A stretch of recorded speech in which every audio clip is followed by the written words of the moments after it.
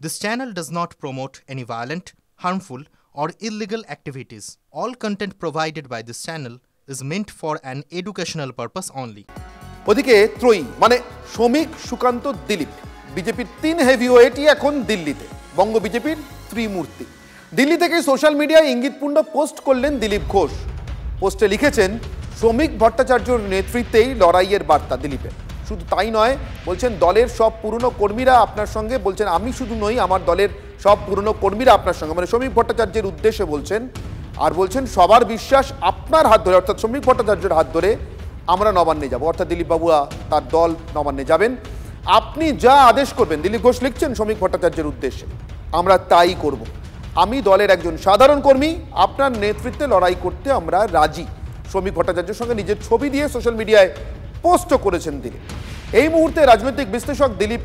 মাফ করবেন দেবাশিস ঘোষ আমার সঙ্গে রয়েছেন আমি কথা বলবো দেবাশিস বাবুর সঙ্গে দেবাশিস বাবু দেখুন শ্রমিক ভট্টাচার্য রাজ্য সভাপতি হওয়ার পরই রাজ্য বিজেপিতে একটা অন্তত বেশ কিছু বছর ধরে চলে আসা একটা ট্র্যাডিশনের পরিবর্তন ঘটিয়েছেন দলের প্রতীক সামনে এসছে কোনো নেতা বা নেত্রীর মুখ নিয়ে পিছনে ব্যাকড্রপে নিয়ে আর সাংবাদিক বৈঠক হচ্ছে না তেমন ব্যাকড্রপে নিজেই সাংবাদিক বৈঠক করতে শুরু করেছেন শ্রমিক ভট্টাচার্য বলা ভালো আপনি আচুরি ধর্ম রাস্তা দেখিয়েছেন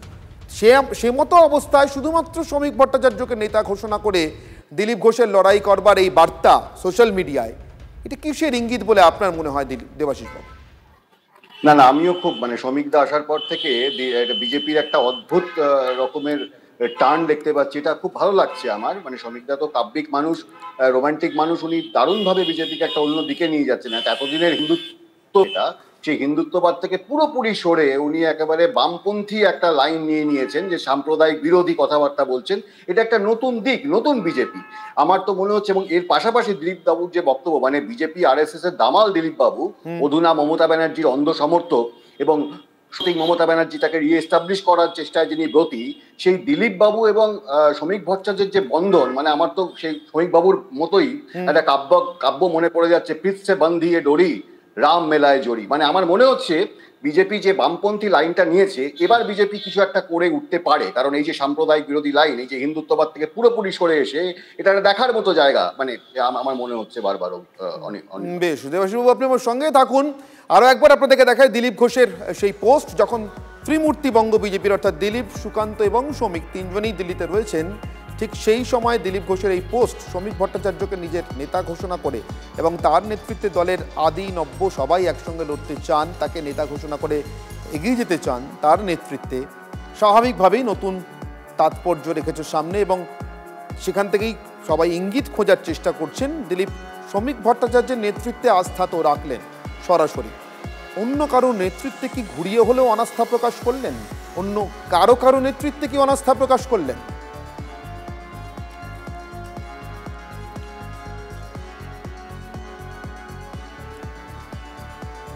এই মুহূর্তে দিলীপ ঘোষ আমার সঙ্গে টেলিফোন লাইনে রয়েছেন দিলীপ বাবু আপনাকে স্বাগত নয়াদিল্লিতে এত কাজের মাঝখানে আপনি আমাদেরকে সময় দিচ্ছেন আপনার একটা প্রতিক্রিয়াই চাইবো আপনি তো সরাসরি শ্রমিক ভট্টাচার্যকে নেতাই বললেন আপনি নিজের মুখেও এটা বলেছেন যে বিজেপিতে শ্রমিক ভট্টাচার্যই আদি তুলনামূলকভাবে আপনি নব্য শ্রমিক ভট্টাচার্যের তুলনায় তো সে হেন আদি শ্রমিককে নয় আপনি নেতা ঘোষণা করলেন মানলেন তাহলে কি ধরে নেব তুলনাতে সুকান্ত মজুমদার বা শুভেন্দু অধিকারীর নেতৃত্বে আপনার আস্থা নেই ঘুরিয়ে কি অনাস্থা জানালেন দেখুন শ্রমিক ভট্টাচার্য পার্টির সবচেয়ে পুরনো যারা আমাদের নেতা কর্মী তার মধ্যে একজন সক্রিয় আছেন তো অনেকেই অতটা সক্রিয় তাই তাকে পার্টি একটা গুরুদায়িত্ব দিয়েছে যাতে সবাইকে নিয়ে আজ পার্টি অনেক বড় হয়ে গেছে পার্টির মধ্যে অনেক নেতা MLA MP মন্ত্রী আছে সবাইকে নিয়ে নবান্নে পৌঁছানো পার্টিকে নিয়ে যাওয়া আমি সেদিন দেখা করে ওনাকে বলেছি আলোচনাও হয়েছে এটা উনি বলেছেন আমিও সবাইকে সক্রিয় করছি পুরোনোদেরকে আমরাও আছি যারা আছি কর্মী হিসাবে সবাই আপনাকে নেতৃত্বে সবাই কাজ করবে এবং সেটা আমি সেদিন ভাষণেও বাইরে বলেছিলাম কর্মীদের উদ্দেশ্যে যারা আমার সঙ্গে দেখা করতে এসেছিলেন সেটাকে পোস্ট হিসাবে আর ফেসবুকে দেওয়া হয়েছে নতুন কিছু নাই কিন্তু দলের পরিষদীয় দলের তো নেতা শুভেন্দু অধিকারী তার নেতৃত্বে কি কর্মীরা কাজ করবেন না বা আপনার মতো কর্মীরা কি তার নেতৃত্বে আস্থা রাখতে পারছেন না পার্টি যিনি সভাপতি আমাদের পার্টির সংবিধান অনুযায়ী তিনি আমাদের নেতা কালকে বিরোধী নেতা পরিবর্তন হতে পারে তাকে হয়তো বড় দায়িত্ব দিয়ে পাল্টে দিল সেই জন্য তিনি বিধানসভার নেতা আমাদের আর তিন তো মাস লিডার আছেন কিন্তু পার্টির ব্যাপারে সিদ্ধান্ত নেওয়ার সম্পূর্ণ অধিকার আছে রাজ্য সভাপতি, তার প্রতি সবার আস্থা থাকা উচিত, সেটাই আমি করি। তাহলে দিলীপ ঘোষ কি এক্ষেত্রে ধরে নেবো একেবারে একত্ববাদী, মানে শুধুমাত্র নেতা, একমাত্র নেতা রাজ্য সভাপতি, অন্য কেউ না? এটাই পার্টির নিয়ম। পার্টিতে যেমন আমাদের ক্রিকেট টিমে অনেক পুরনো প্লেয়ার আছেন, আজকে টেস্ট খেলছে ভারত ইংল্যান্ডে গিয়ে, তার লিডারকে একজন কম বয়সী ছেলে, যে 25 বছর বয়স,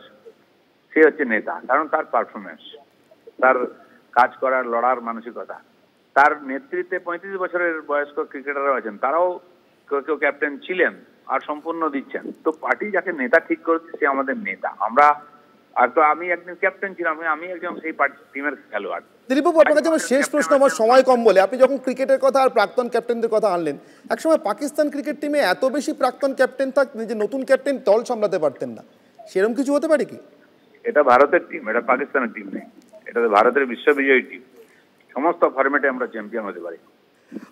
অনেক ধন্যবাদ দিলীপবাবু আমাদের সঙ্গে কথা বলবার জন্য। ক্রিকেট ভক্ত দিলীপ ঘোষ এই দিনে যে কোনো ম্যাচ থাকুক, টেস্ট, ওয়ানডে বা IPL একটাও মিস করেন না, ফলে ক্রিকেটীয় ভাষাতে ব্যাট করে গেলেন। আমার ধারণা আপনারা সবাই বুঝতে পেরেছেন। দেবাশিস বাবু, আপনার কাছে বোধহয় স্পষ্ট দিলীপবাবু কি বলতে চাইলেন। আপনারা জানেন গতকাল মানে বাঙালির লক্ষ্মীবারে কাশ্মীরে পর্যটনের লক্ষ্মী টানতে বাঙালিকে আবেদন জানিয়ে গিয়েছেন ওমর আব্দুল্লাহ। সেই আহ্বানে এবং আবেদনে সাড়া দিয়েছেন রাজ্যের মুখ্যমন্ত্রী, কিন্তু রাজ্যের বিরোধী দলনেতা শুভেন্দু অধিকারী একেবারে উল্টো সুর। শুনুন। कोई बंगाली कश्मीर नहीं जाएगा। जहां मुसलमान आबादी ज्यादा है, मैं देखिए आउट ऑफ पार्टी एफिलिएशन, मैं पार्टी एफिलिएशन में नहीं बोलता हूं, ये बीजेपी का MLA नहीं। मैं जिस तरीके से बीटेन अधिकारी का वाइफ, समीर गुह जी का वाइफ का आंसू देखा ना, मैं उनको सुझाव दे दिया, भाई जहां मुसलमान आबादी है उसमें मत जाओ।